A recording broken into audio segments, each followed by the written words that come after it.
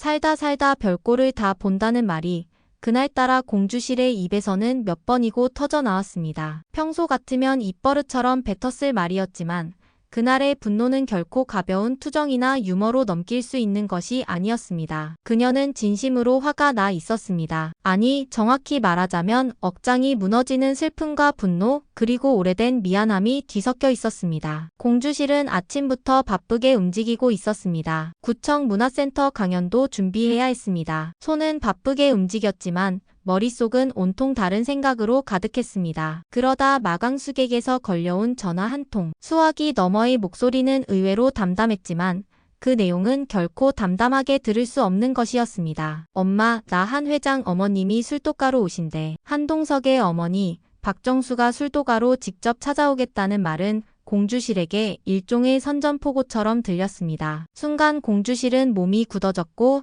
눈앞에 손님이 말을 걸었지만 대답을 할 수 없을 정도로 머릿속이 하얘졌습니다. 살다 살다 별꼴을 다 본다더니 이게 진짜 별꼴이네. 공주실은 손에 들린 휴대폰을 내려다보다가 길게 숨을 몰아쉬며 밖으로 나갔습니다. 그녀의 손끝은 떨리고 있었습니다. 그녀는 자신도 모르게 중얼거렸습니다. X장모가 무슨 자격으로 사위 재혼에 미주알 고주알이야. 이 나이에 뭐가 그렇게 대단해서 다른 집 귀한 딸을 또 시험 보려는 건데. 공주실은 아랫입술을 질끈 깨물었습니다. 입에서 거친 말이 쏟아질 만큼 속은 뒤집혀 있었지만 동시에 걱정이 앞섰습니다. 딸 마강숙이 또 상처받을까봐, 또 한 번 자격 없는 여자라는 낙인이 찍힐까봐, 딸이 품고 있는 그 자존심까지 꺾일까봐 두려웠습니다. 그녀는 알고 있었습니다. 마광숙이 어떤 사람인지, 어떤 시간을 견뎌왔는지, 그 누구보다 진심으로 한 사람을 사랑했고 또 다른 가족들을 위해 자기 몸을 태워가며 헌신해온 사람이라는 걸. 그런데 그런 딸에게 또다시 네가 감히?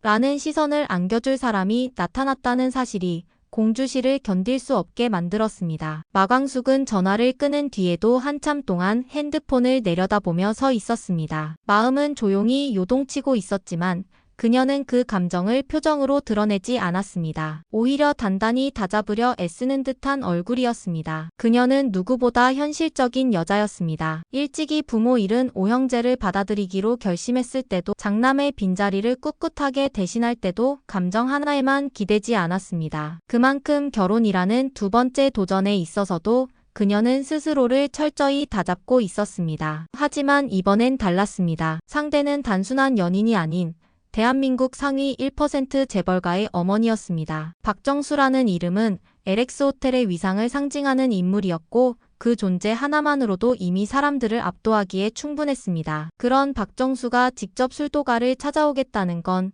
단순한 인사 이상의 의미였습니다. 인정하겠다는 것도 아니고 호의도 아닌 판단하겠다는 뉘앙스. 내가 어떤 여자인지 보고 결정하겠다는 식의 자세. 공주실은 이런 상황이 익숙했습니다. 젊은 시절부터 남자들에겐 환영받았지만 여자들에겐 늘 견제 대상이었던 자신처럼 딸 역시 스스로 선택한 인생에 대한 무언의 비난과 편견 속에서 살아왔습니다. 한번 결혼에 실패하고 다시금 누군가를 사랑하게 된 것 자체가 큰 용기였는데 그 앞에서 또다시 검열을 받아야 하는 딸을 보며 공주실은 속이 뒤집혔습니다. 가만 있을 수 없지. 내가 가야겠다. 술도 가든 어디든 그 어머님이 뭐라 하시든 광숙이 혼자 듣게 두면 안 되지. 공주실은 그렇게 스스로 결심했습니다. 마광숙은 몰랐습니다. 조용히 술도가 근처 카페에 앉아 대기하고 있을 공주실의 존재를. 딸이 어떤 눈빛으로 박정수와 마주설지 그 상황을 보며 눈을 지그시 감고 속으로는 딸의 손을 꼭 잡고 있는 어머니의 마음을. 결국 이 싸움은 감정의 싸움이 아니었습니다. 자존심과 사랑을 놓고 벌이는 진심의 싸움이었습니다. 공주실은 누구보다 잘 알고 있었습니다. 그 싸움이 얼마나 외롭고 고된지, 그리고 그 외로움을 덜어주는 건 결국 사랑밖에 없다는 것을. 그렇기에 그녀는 결코 딸을 혼자 두지 않을 작정이었습니다. 한동석은 회의 도중에도 마광숙과의 통화가 계속 마음에 걸렸습니다. 화면에 흐르는 숫자와 그래프는 그에게 아무 의미도 주지 못했습니다. 언제부턴가 그는 일보다 사람에 더 신경 쓰게 되었고 그 변화는 분명 마광숙이라는 여자 때문이었습니다. 그녀가 내뱉던 돌직구, 터질 듯한 감정, 그 안에 숨겨진 따뜻한 책임감과 사랑이 그를 흔들고 있었습니다. 하지만 그 흔들림이 이제는 두려움으로 바뀌고 있었습니다. 그가 지켜야 할 호텔도 회장이라는 무게도 지금은 모두 중요하지 않았습니다. 차 빼 당장. 동석은 운전기사가 따라오기도 전에 스스로 운전석에 올라탔고 브레이크와 엑셀 사이에서 망설임 없이 술도가 방향으로 차를 틀었습니다. 마음속에는 불길한 생각이 도돌이표처럼 맴돌았습니다. 설마 어머님이 벌써 갔나? 아니겠지 아니야 설마. 그 시각 술도가에는 묘한 정적이 흘렀습니다. 장마가 끝나고 난 뒤에 공기처럼 무겁고 눅눅한 침묵이 앞마당을 휘감고 있었습니다. 정가락에 다려진 바지 정장에 진주 브로치를 단 박정수가 술도가 문 앞에 단정히 서 있었습니다. 얼핏 보면 우아하고 조용한 여인 같았지만 그녀의 눈빛은 잔잔함보단 냉철한 칼날을 품고 있었습니다. 그 순간 문이 열리고 고자동이 모습을 드러냈습니다. 어르신 누구를 찾으십니까? 고자동은 깍듯하게 인사했지만 박정수는 시선을 돌리지 않았습니다. 그녀는 이미 마당 한편 창고에서 병 정리를 마치고 나오던 마강숙을 먼저 보고 있었습니다. 두 사람의 눈이 마주쳤고 짧은 정적이 흘렀습니다. 마광숙 씨. 박정수의 목소리는 놀랍도록 또렷하고 차가웠습니다. 마광숙은 놀라지 않았습니다. 오히려 그 질문을 예상이라도 했다는 듯 고개를 끄덕이며 입을 열었습니다. 네, 오셨어요. 그녀의 말은 정중했지만 그 안엔 감정이 담겨 있었습니다. 두려움이 아니라 준비된 사람의 단단한 마음이었습니다. 하지만 박정수는 코웃음을 치듯 입꼬리를 살짝 올리고 말했습니다. 한번 술도가에 와봐야 할 것 같더군요. 그 말은 마치 마지막 확인이라도 하러 왔다는 듯 들렸습니다. 그녀의 눈빛은 마강숙을 관찰하는 듯했고 품평이라도 하려는 사람처럼 시선을 아래 위로 흘었습니다. 마강숙은 숨을 고르고 입을 열었습니다. 어머님께서 저를 못마땅해 하신다는 건 알고 있습니다. 하지만 저는 정리하죠. 재혼은 안 됩니다. 당신과 그 자리는 어울리지 않아요. 박정수는 그녀의 말을 끊었습니다. 그 말투는 명령이었고 더 이상의 설명도 필요 없다는 듯한 태도였습니다. 한동석이 누구인 줄 아십니까? 박정수는 천천히 말을 이었습니다. 우리 집 가문 사람 중에서 말 많고 고집 센 사람입니다. 그러나 감정 따라 움직이지 않는 사람입니다. 정해진 원칙, 합리적인 판단, 그리고 명예를 중시하는 사람. 그런 그가 지금 감정에 흔들리고 있습니다. 그리고 그 원인이 당신이라면 저는 무시할 수 없습니다. 박정수의 말 한마디 한마디는 날카로웠습니다. 그 안에 담긴 뜻은 단순한 반대가 아니었습니다. 그녀는 가문이라는 이름으로 위치라는 단어로 마광숙을 향한 동석의 감정을 흔들어 보려 했습니다. 마광숙은 그 말들을 조용히 듣고 있었습니다. 입술을 꾹 다문 채 한참을 있다가 조심스럽게 입을 열었습니다. 저도 지키고 싶은 게 있습니다. 오장수의 아내로서 오씨 형제들과 함께 술도가를 지켜온 시간도 그리고 그 사람이 제게 준 진심도 다 저한테는 소중합니다. 그녀의 눈은 흔들리지 않았습니다. 오히려 그 속엔 진심이 꽉 들어차 있었습니다. 그렇다고 제가 감당할 수 있다고 생각하진 않습니다. 하지만 도망치지도 않을 겁니다. 그게 저라는 사람이고 제가 살아온 방식입니다. 박정수는 말없이 마광숙을 바라보았습니다. 그 순간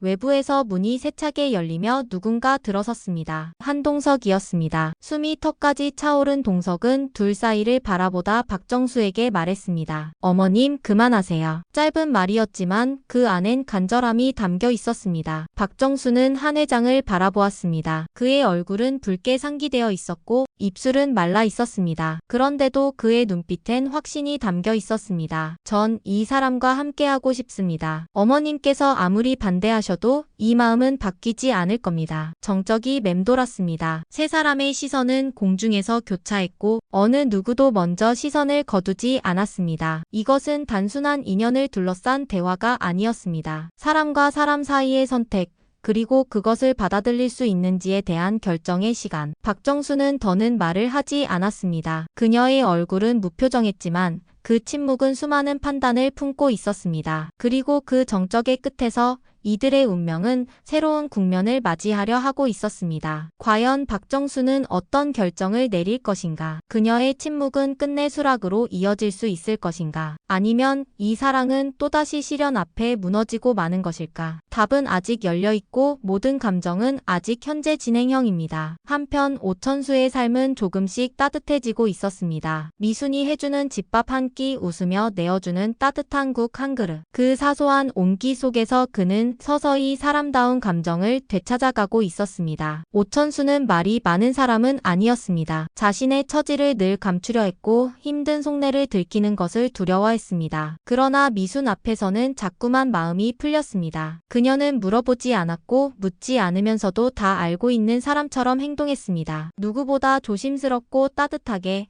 천수의 자존심을 지켜주며 곁을 내어주었습니다. 그래서 결심했습니다. 더는 이 여자의 곁을 스쳐 지나가는 바람처럼 머물지 않겠다고. 자신에게 주어진 마지막 기회라 믿고 두 손에 반지를 들었습니다. 그는 편의점 뒷마당 작은 평상에서 미순에게 말했습니다. 같이 살아보자 우리. 그 말은 크고 거창한 청혼이 아니었습니다. 반지를 내미는 그의 손은 살짝 떨렸고 눈빛에는 오랜 시간 숨겨온 외로움과 결심이 서려 있었습니다. 미수는 놀란 눈으로 천수를 바라봤고 한참이나 말을 잇지 못했습니다. 그녀 역시 쉽게 말할 수 없는 상처들이 있었고 그동안은 자신을 누구의 인생에 얹히는 짐처럼 느껴왔기 때문입니다. 하지만 천수의 그 짧은 문장 속에는 따뜻함이 있었습니다. 너를 짐이 아니라 동반자로 여긴다는 깊은 의미가 있었습니다. 미수는 결국 말없이 고개를 끄덕였습니다. 그녀의 눈가엔 눈물이 고였고 입술은 작게 떨렸습니다. 그 순간 두 사람은 서로의 긴 시간을 끌어안은 듯 했습니다. 마침내 혼자가 아니라고 느낀 순간이었습니다. 한편 행복의 문턱은 언제나 방해받기 마련이었습니다. 평온한 오후 바람은 적당히 불었고 햇살도 따사로웠던 그날, 독꽃세리는 한이와 함께 근처 공원을 거닐고 있었습니다. 한이를 품에 안은 채 유모차를 밀며 걷는 세리는 익숙하면서도 조심스러웠습니다. 아기띠에 감싸 안긴 한이는 그녀의 품에서 곤히 잠들어 있었고 세리는 그 조그만 생명이 내쉬는 숨결에 맞춰 걸음을 조절하고 있었습니다. 그때 저만치서 누군가가 멈춰섰습니다. 나영은, 오범수의 전 연인이자 한이의 친모. 미국으로 돌아간 줄 알았던 그녀는 아직 한국에 머물러 있었습니다. 그녀는 우연히 들른 카페 앞에서 세리와 한이의 모습을 보고 걸음을 멈췄습니다. 얼핏 보기엔 평화로운 풍경이었습니다. 하지만 그녀의 눈엔 그 모든 것이 침범처럼 느껴졌습니다. 세리가 아이를 품에 안고 웃고 있는 그 장면은 나영은에게 있어 철저히 부정당한 현실을 상기시키는 장면이었습니다. 그동안 본인이 멀리 떨어져 있었고 한이의 삶에 관여하지 못했음을 알고 있었습니다. 하지만 그렇다고 해서 누군가가 그 자리를 대신하고 있다는 사실을 용납할 수는 없었습니다. 그녀는 조용히 발걸음을 옮겼고 마침내 세리 앞에 다다랐습니다. 입을 열었을 땐 목소리에 분노가 가득 차 있었습니다. 당신이 무슨 자격으로 내 딸을 그렇게 안고 있어요? 세리는 놀라 고개를 들었고 한이는 그녀 품에서 작게 몸을 뒤척였을 뿐 여전히 잠들어 있었습니다. 세리는 침착하게 나영은의 시선을 마주했습니다. 놀라긴 했지만 두려워하지 않았습니다. 그녀의 눈빛은 흔들림이 없었습니다. 한이는 지금 제 전부예요. 전 지키고 싶어요. 제 방식으로. 지킨다고요? 당신이? 나영은의 눈빛은 매서웠습니다. 한이는 내 딸이에요. 내가 낳았고 내가 지금까지 잊은 적 없어요. 세리는 조용히 고개를 끄덕였습니다. 그걸 부정하지 않아요. 하지만 지금 이 아이가 필요로 하는 건 누군가의 이기심이 아니라 꾸준한 사랑이에요. 저는 그걸 줄 수 있어요. 매일 계속해서. 당신 그 말이 얼마나 무서운지 알아요. 그래서 감히 하는 말입니다. 한이는 저와 함께 웃었고 저와 함께 울었습니다. 저는 이 아이와 가족이 되고 싶어요. 그 순간 두 사람 사이의 공기가 싸늘하게 얼어붙었습니다. 누가 옳고 누가 그르다 단정 지을 수 없는 감정의 충돌. 한 사람은 아이를 품고 있었고 다른 한 사람은 아이를 낳은 사람이었습니다. 그리고 아이는 그런 두 사람 사이에서 조용히 눈을 감고 잠들어 있었습니다. 그 장면을 조금 떨어진 거리에서 오범수가 지켜보고 있었습니다. 그는 차마 가까이 다가가지 못한 채 멀찍이서 그 둘을 바라보고 있었습니다. 한이의 진짜 엄마는 누구여야 할까? 그리고 한이에게 가족이란 무엇이어야 할까? 그 질문은 오범수의 가슴을 짓눌렀고 그는 쉬이 한 발짝도 옮기지 못했습니다. 이제 오천수는 다시 가정을 꾸리려 하고 있고 세리는 아직 자신의 이름으로 아이를 안을 수 없는 슬픔 속에서도 사랑을 이야기하고 있습니다. 반면 나영은은 친모라는 이름 하나로 진심을 꺾으려 하고 있습니다. 진심과 진실, 과거와 현재, 피와 인연. 그 모든 것이 충돌하고 있는 이 순간 과연 사랑이라는 이름 아래 지켜져야 할 것은 무엇일지 이야기는 점점 더 깊어지고 있습니다. 오늘 이야기는 여기까지입니다. 지금까지 이야기는 다음 회차 예고를 반영한 뇌피셜로 창작해서 제작되었습니다. 독수리오 형제를 부탁해 가 막바지를 향해 가고 있습니다. 더 빠르게 다음 이야기를 시청하고 싶으시다면